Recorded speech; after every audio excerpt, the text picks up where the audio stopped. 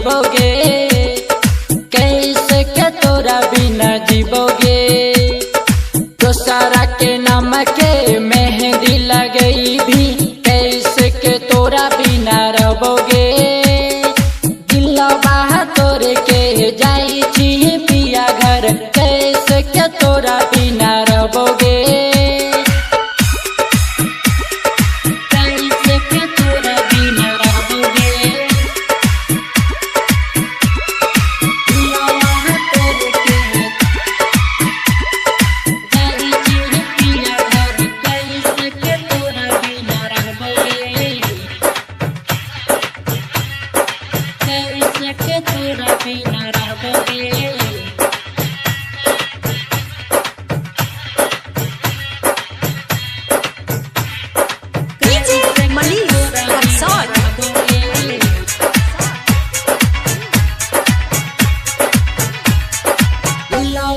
तोरे के जाई छी पिया घर, कैसे के तोरा बिना रहोगे।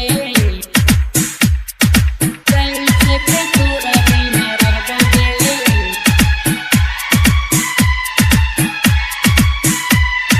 कैसे के तोरा बिना रहोगे। कथी चीजवा के कामी हमें छोरी तोरा गलियोगे। दोसरा के नममा के मंगिया में से नोरा सजलेंगे। मंगिया में से नोरा सजलेंगे। मंगिया में से नोरा सजलेंगे। कथी चीजवा के कामी हम छोड़ी तोरा दिलियोगे। दोसरा के नममा के मंगिया सजेंगे। कबो नहीं भूलेबोगे याद में तोरा, हमें जीवो यार मरबोगे। हमें जीवो यार मरबोगे। फोटो रात दिन माथा तोर धई के, दिलवा में साइट के सुतबोगे। दोसरा के नाम के मेहंदी लगई भी, कैसे के तोरा बिना रहोगे। दिलवा तोरे के जाई छी पिया घर, कैसे के तोरा बिना रहोगे। जाई छी पिया घर,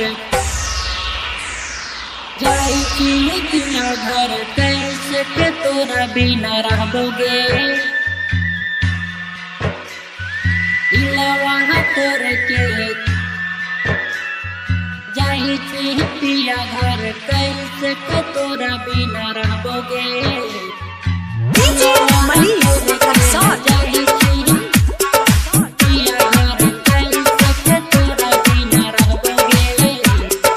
रिदम रिकॉर्डिंग स्टूडियो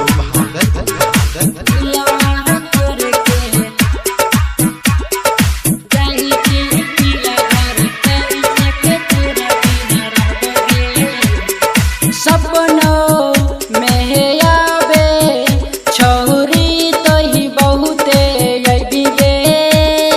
राइटर महानिस के बोले ना कबल मनमेंगे।